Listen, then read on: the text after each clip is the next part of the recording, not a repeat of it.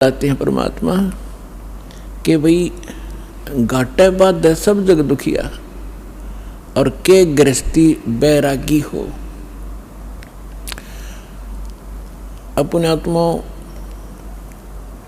हमारा दुर्भाग्य रहा कि हमें ऐसे नकली गुरु धर्म गुरु प्राप्त हुए जिनको अपने सिलेबस का भी ज्ञान नहीं, वो टीचर कौन से खाते के। वैसे तो ये वर्ण बाद में बने हैं, हम सभी एक ही थे, ना कोई ब्राह्मण था, ना क्षत्रिय, ना शूद्र, ना वैश्य, सभी भाई बहन थे। फिर इन्होंने अपने वर्क डिवाइड कर लिए। एक भाई ने यानी एक कुछ व्यक्तियों ने मिलकर कहा भी आप शिक्षा ग्रहण करो और सदग्रंथों को समझो और इस ज्ञान को हमें बताओ। तो उनको पंडित कहने लगे जो सदग्रंथ पढ़ा करते थे और सुनाया करते थे। वो थे स्टार्ट में हम एक ही, हमारा गोत्र है। बाद में हम बढ़ते चले गए, आगे चल के हमारे वंश के नाम से कुल का गोत्र बनता चला गया, कुल गोत्र।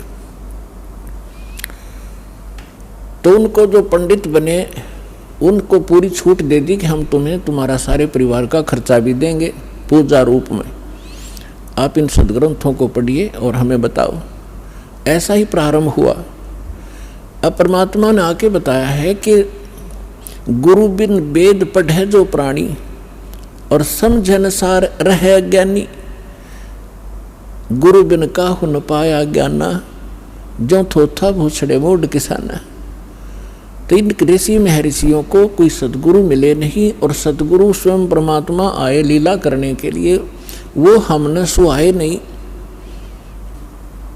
जैसे क्या होता है, जैसे किसी ने थोड़ा सा बोलन की शैली ठीक कर ली और 10-20 श्लोक गोट लिए वेद या गीता या कोई वाणी पढ़ ली किसी संत की, तो आम स्थान पर खड़ा होकर वो 100-200 व्यक्तियों को प्रभावित कर सकता है अपने प्रवचन के बोलने की शैली से, लेकिन उसके पास कख नहीं है।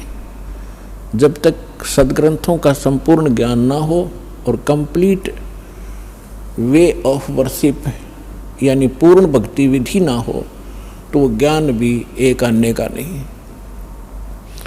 परमात्मा कहते हैं गोरख से ज्ञानी गणे सुख दे जति जहान और सीता सी वो भारिया संत दूर स्थान। फिर परमात्मा कहते हैं कि श्रोता कोट अनंत हैं और वक्ता कोट अनंत और दानी कोट अनंत हैं पर बिरले साधु संत। तो जो प्रश्न चल रहा है कि परमात्मा हमें बताया करते थे, वो स्वयं आकर के ज्ञान दिया करते थे, तो हमें आज तक ज्ञान प्राप्त ही नहीं था। हमने इस झूठे सुख को सुख मान लिया। जैसे एक व्यक्ति के 3 पुत्रों में से एक की मृत्यु होगी। अब पुत्र मरो चाहे पुत्री, पत्नी मरो चाहे पति, दुख तो भारी होता है। अब जिनके साथ हम कितने प्यार से लाड से रह रहे हैं, हम इतने ढीठ हैं, दुख चाहे इनसे भी ज़्यादा आ जाओ पर मरे नहीं। हमारी मृत्यु ना हो तो हम इस दुख ने भी देख लेंगे, देखी जाएगी जैसे भी होगा। लेकिन ये दुख भी फिर मृत्यु भी, तो ये दोनों कष्ट यहाँ पर बने रहेंगे।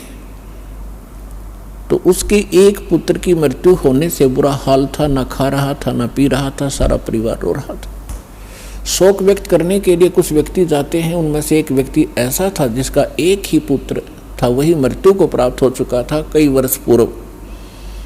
तो सांत्वना देने वालों ने कहा कि देख भाई, यहाँ तो मृत्यु एक ना एक दिन सबकी आनी है, और देख इसको देख कर जी ले, इसका एक ही पुत्र था और उसी की मृत्यु होगी।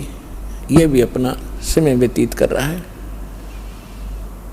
फिर उस व्यक्ति को जिसका पुत्र तीनों में से एक मृत्यु को प्राप्त हुआ था, तो उसको थोड़ा सा सांत्वना हुई, हौसला हुआ, ये सोचकर कि हे भगवान, इससे तो मैं भी सुखी, मेरे 2 तो बच गए। फिर वो ठीक हो गया, रोटी खा ली, थोड़ा सा गम दूर हुआ। अब खाक सुख हो गया, क्या पुत्र वापस आ गया वो? तो परमात्मा कहते हैं झूठे सुख को सुख है ये मान रहा मनमोद, ये सकल जबीन